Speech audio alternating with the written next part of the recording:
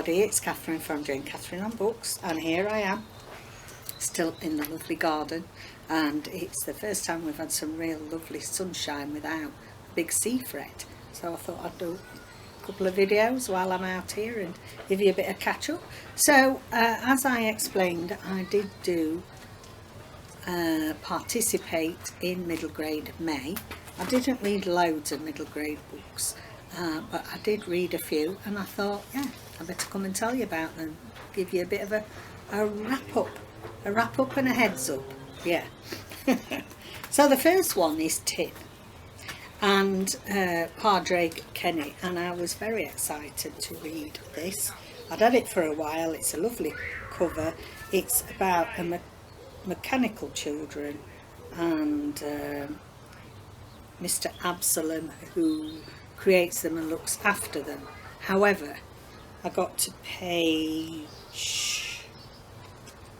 let's have a look,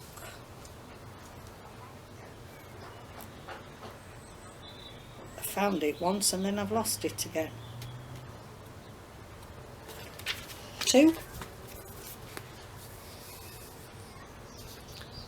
So yes, got to page 2, and I really didn't like it. I think it's quite prejudiced, and this is a middle grade book, and I feel that we should be teaching our children better. So I'm just going to read you this, see what you think.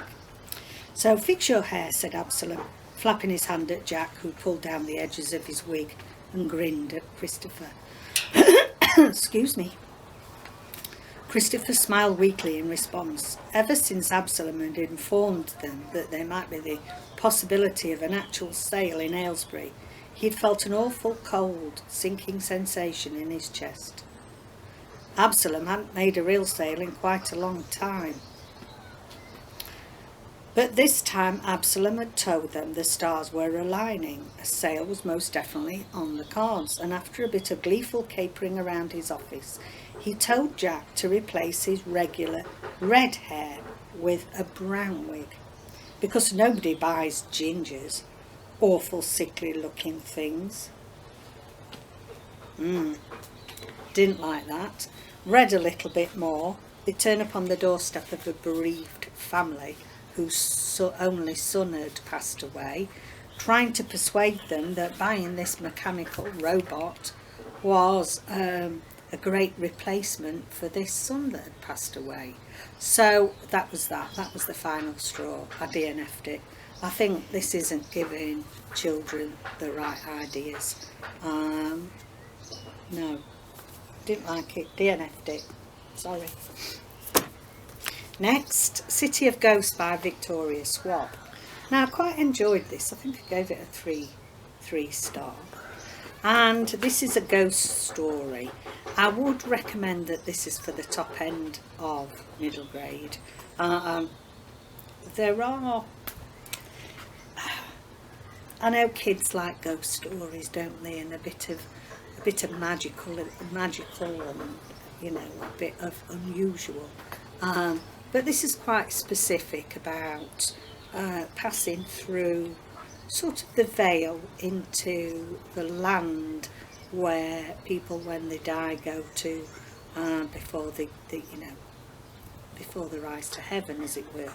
And it's a decent story.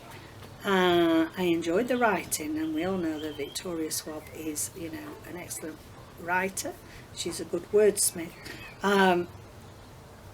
It's about Cass, whose parents are the celebrities, really, that go around ghost hunting and making television programmes about ghost hunting.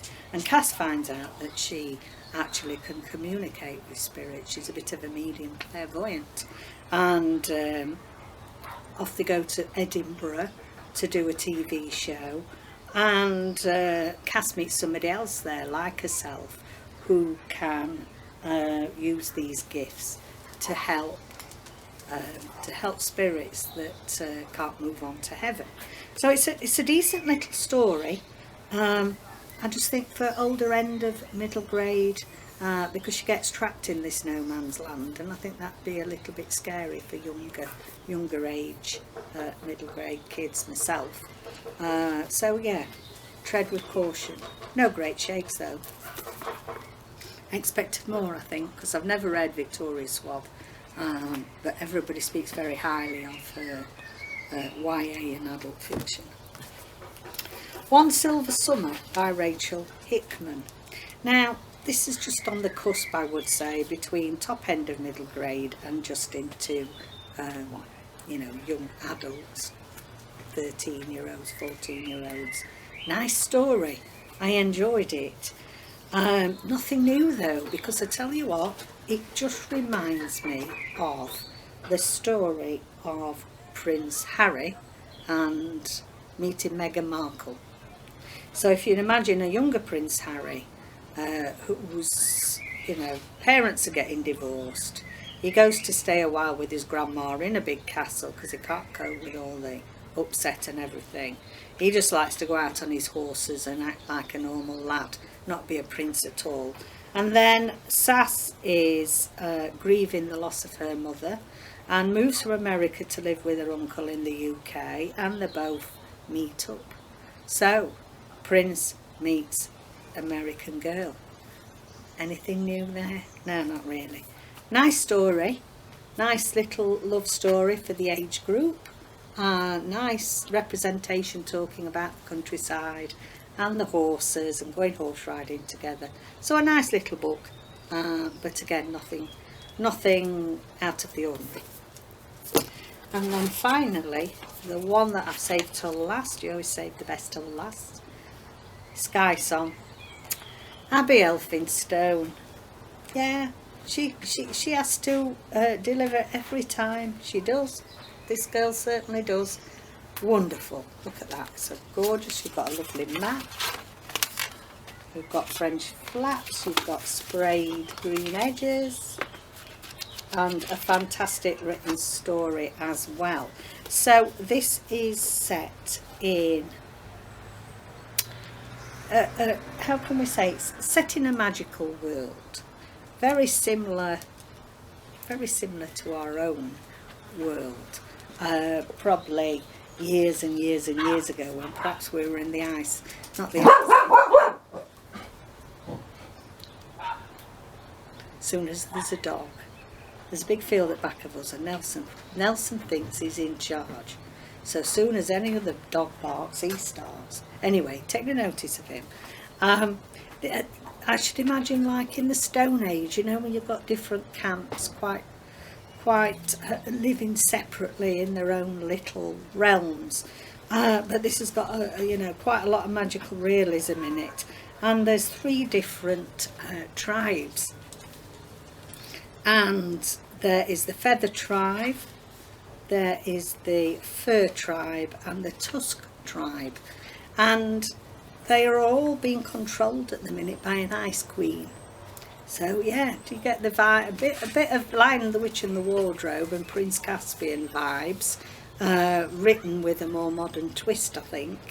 And the Ice Queen has stolen all the grown-ups because she's going to take away their voices, and once she's collected everybody's voice in the land, she will be the ruler. I've got a plane now. Plane going past now. So the 2 main characters in this are called Esker and Flint. Esker has been captured along with her parents, and she's put inside this musical box, and she's apparently got a very special voice, and she's captured by the Ice Queen because stealing Esker's voice is the final voice that's needed for her to rule all the land. And Tusk, he wants to go and release his parents. He wants to go and rescue the grown-ups, and it's the story, a lovely story of these two, how they meet, how they join together in the end for the greater good of the kingdom. And there's another plane coming over. It's glorious, isn't it? Don't you think it's glorious? A day in the life of a booktuber in the UK. Yes, in the north east of England by the coast. Anyway, they join forces to beat the Ice Queen and rescue the kingdom.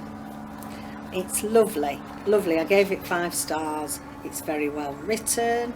I loved the characters, very much loved Esker and Flint. Very real characters with substance to them, and a really interesting plot, interesting story. So everything about this is what really makes Abi Elphinstone heads and shoulders above many other children's authors, because she has, for me, all those elements that you need to make a 5-star read. So I highly, highly recommend that. Okay, so that's it. I read 4 out of, what did I read? 3 out of 5. 4. 3 out of 4 even. 3 out of 4. Read 3 out of 4. Tell me if you've read any of those, and I'll see you next video. Bye.